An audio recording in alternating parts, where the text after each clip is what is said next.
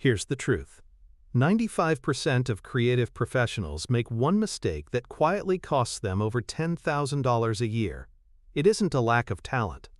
It's the proposals you delay, the scope creep you accept, and the invoices that chip away at your focus. Every month this continues, that's real money left on the table. Stop letting messy systems dictate your income. Together, I'll show you the simple blueprint to reclaim your profit and your peace of mind. Before we dive in, I want to be crystal clear. I'm a financial educator, not a licensed financial advisor. The ideas we talk about here are for educational purposes, to help you build awareness and ask better questions. This isn't personalized financial advice, so please always consult with a qualified professional for your unique situation. Okay, let's get into it. At the heart of this financial drain lies a conflict that I see in almost every creative professional I meet. It's the quiet battle between the artist and the CEO living inside of you. The artist is the reason you started.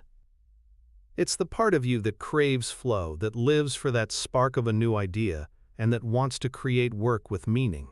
The artist, frankly, finds the business side of things a little dirty. Pricing, contracts, and following up on payments can feel like a distraction from the real work, a necessary evil that taints the purity of your craft. And so, we create a story that our passion should be the primary reward. We subconsciously devalue the commercial aspect of our work because we feel guilty charging for something we love. This mindset is the root cause of it all. It's why you hesitate to send that proposal with a price that truly reflects your value. It's why you say yes to one more revision that wasn't in the contract. It's not a lack of business sense, it's a deep-seated belief that art and commerce are enemies. But what if they were never meant to be enemies? What if the solution wasn't a new app or a productivity hack, but a principle that has guided the world's greatest builders and creators for centuries? That principle is the Pareto law of reciprocal value. It's a simple, profound truth that underpins every sustainable endeavor, from the grandest cathedrals to the most intimate client relationships. It states that for a relationship to thrive, the value exchanged must be clear, fair, and mutually beneficial. It's not a transaction, it's an agreement of mutual respect. You provide your unique creative genius to solve a problem or create an opportunity for your client. In return, your client provides the financial resources that not only compensate you for your time and talent, but also fuel your ability to continue doing that work. This is where the artist and the CEO finally shake hands. They realize they are working toward the same goal, creating a sustainable life built on meaningful work. The systems we so often resist, the clear proposals, the firm contracts, the timely invoices, are not corporate baggage. They are the tools of clarity. They are the language we use to define the value exchange before any work begins. They are the guardrails that protect your creative energy from the slow erosion of scope creep, delayed payments, and endless revisions. When this exchange is broken, when you give more value than you receive, you create an imbalance. This imbalance is the source of your financial anxiety and your creative burnout. It's why you feel resentful toward a client project you were once excited about. It's not the work that's the problem, it's the broken agreement. But when the law of reciprocal value is honored, something magical happens. The financial side of your business stops being a source of stress and starts becoming a source of stability. It becomes the strong, silent foundation upon which your most brilliant, unburdened creative work can be built. It gives the artist inside you the ultimate gift, the freedom to create without fear. Now, I know this might still feel a bit theoretical, a little abstract.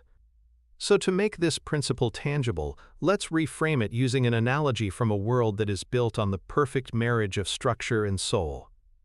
Let's talk about music. Imagine a brilliant composer. They don't view a musical score as a cage for their creativity. They see it as a vessel. The key signature, the time signature, the arrangement of notes, these aren't limitations. They are the agreed-upon language that allows 100 different musicians in an orchestra to create a single, cohesive, and beautiful piece of art. The structure of the score doesn't stifle emotion. It gives that emotion a clear path to the audience's heart. Now, think of your business systems. Your proposal is the key signature. Your contract is the time signature. Your scope of work is the melody. These are not corporate burdens designed to crush your artistic spirit. They are the tools you use to conduct the project with clarity and purpose. They are the shared language that ensures both you and your client are playing the same song. Without that score, you're just improvising, hoping the harmony works out. But hope isn't a business strategy. The resulting dissonance, the scope creep, the late payments, is what drains your energy and silences your creative voice. If we so clearly understand that structure is the foundation of great art, why do we treat it as the enemy in our business? The answer lies in the story we tell ourselves about who we are.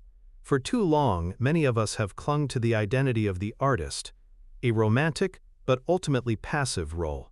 The artist is at the mercy of inspiration, of clients, of the market. This is the mindset that accepts scope creep as part of the job and hesitates on invoices because it feels impolite. It's a story that keeps us reacting instead of leading. The shift we need to make is from artist to creative professional. This isn't a downgrade, it's an upgrade. A professional doesn't just wait for the perfect conditions, they create them. A professional understands that their craft doesn't end when the creative work is done. The proposal, the contract, the invoice, these are all part of the craft of delivering value.